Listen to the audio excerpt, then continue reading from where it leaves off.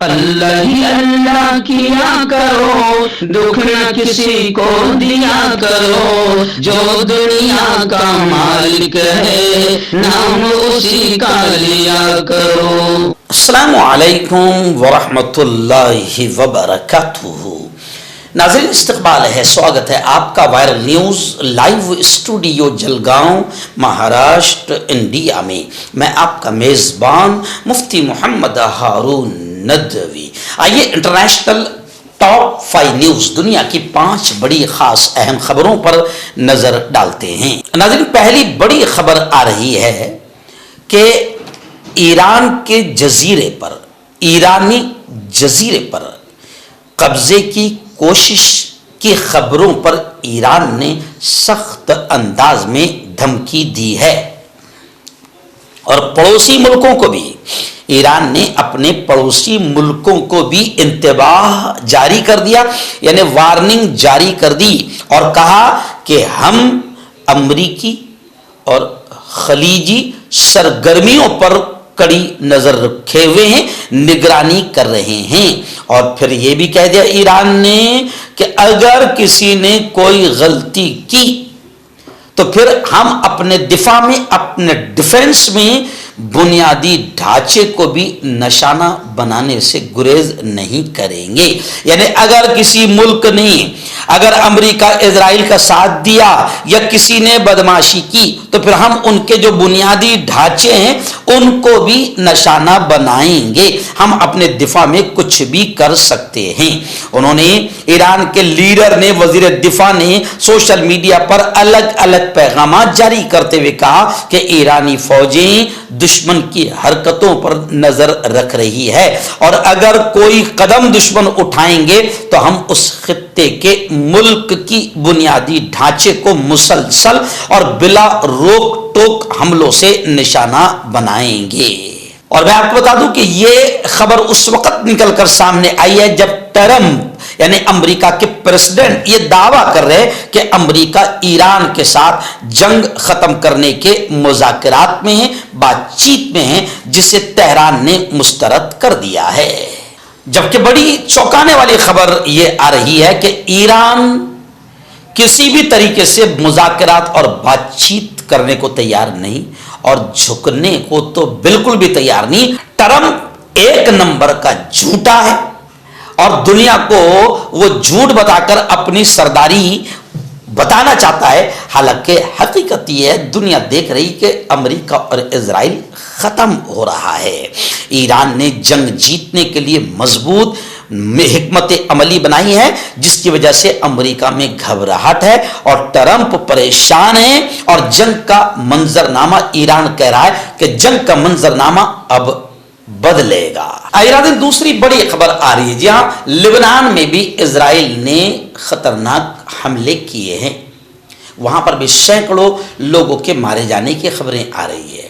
Actual میں اسرائیل جو ہے نا، وہ آتنکی فسادی ذہن کا ہے، یہودی ہے، اور یہودی نسل جو ہے وہ قرآن نے بھی صاف طور سے کہا ہے کہ یہ فسادی ذہن کے ہیں۔ تو اب لبنان میں بھی اسرائیل نے خطرناک انداز میں حملہ کر دیا، لیکن لبنان میں بھی حزب اللہ نے مذاکرات اور بات چیت کو مسترد کر دیا ہے۔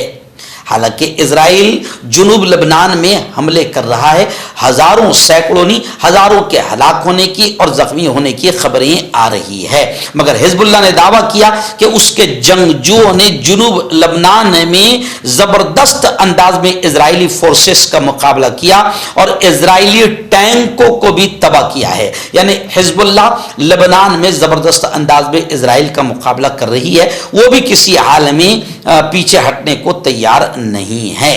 اور خبریں ہیں کہ لبنان میں تقریباً 1 لاکھ افراد بے گھر ہو چکے ہیں، اور یہ کشیدگی ایسے وقت میں سامنے آئی ہے کہ ادھر اسرائیل، امریکہ اور ایران کی بھی جنگ چھڑی ہوئی ہے۔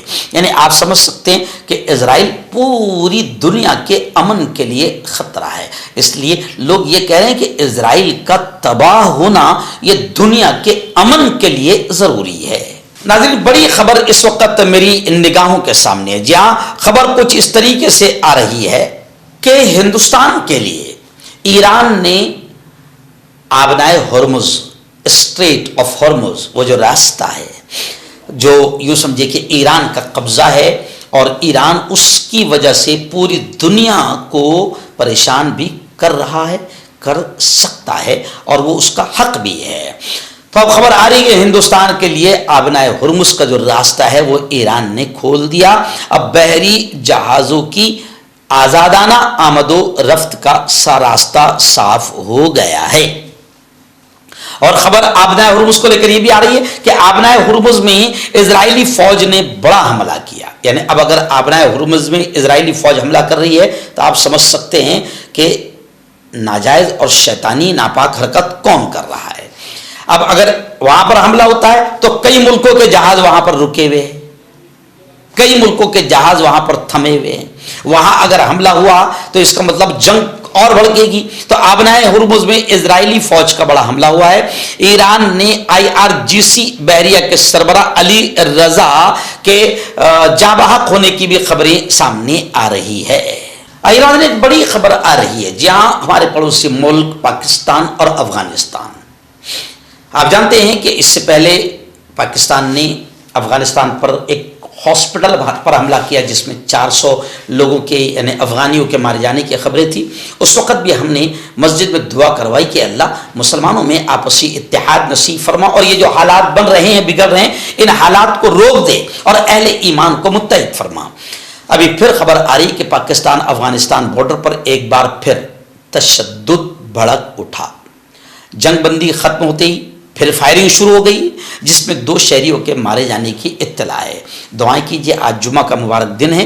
میں تمام اہل ایمان سے گزارش کروں گا کہ دعائیں کریں کہ اللہ اہل ایمان میں اتحاد نصیب فرمائیں، اور یہ جو دشمن اسلام، دشمن مسلمان، دشمن طاقتیں شیعہ سنی کے نام پر لڑوانا چاہتی ہے، یا مسلمان ملکوں کو آپس میں لڑوانا چاہتی ہے شیعہ سنی کے نام پر یا کسی بھی نام پر، ہم دعا کریں کہ اللہ مسلمانوں میں اتحاد نصیب فرما اور ہر قسم کی نا اتفاقی اور انتشار سے اسلامی ملکوں کی اور اہل ایمان کی حفاظت فرما۔ آئیے ناظرین، ایک بڑی خبر آ رہی ہے۔ جی ہاں، دنیا کا سب سے بڑا جھوٹا مکار آپ جانتے ہیں ایک نمبر پر کون ہے؟ Donald Trump. اب خبر آ رہی ہے کہ ڈونلڈ ٹرمپ کا یہ بیان آیا ہے۔ ڈونلڈ ٹرمپ یہ کہہ رہا ہے کہ ایران مجھے سپریم لیڈر بنانا چاہتا تھا، یعنی ٹرمپ یہ دعویٰ کر رہا ہے کہ ایران مجھے سپریم لیڈر بنانا چاہتا تھا، میں نے انکار کر دیا۔ ٹرمپ نے جنگ کے دوران یہ دعویٰ کر دیا۔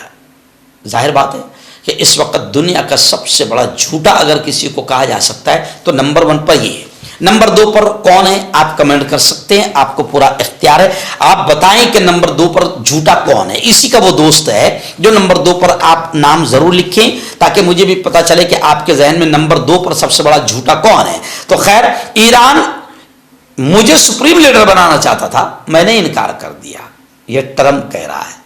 جی ہاں، زوردار تالیاں بجاؤ، ایک بار دل کھول کر ہنسو کہ دنیا کا سب سے بڑا جھوٹا اور جھوٹے کا جھوٹا بیان یہ سامنے آ گیا ہے۔ مردانہ طاقت حاصل کرے 72 گھنٹوں کے اندر، وہ بھی جڑی بوٹیوں دوارا، حکیم یعقوب خان سے کانٹیکٹ کریں جو کہ 75 سالوں سے حکمت کر رہے ہیں۔ اس کے علاوہ جوڑوں میں درد، گردوں میں پتھری، شوگر، کھجلی، لیکوریا کا گارنٹی سے علاج کیا جاتا ہے۔ ابھی کانٹیکٹ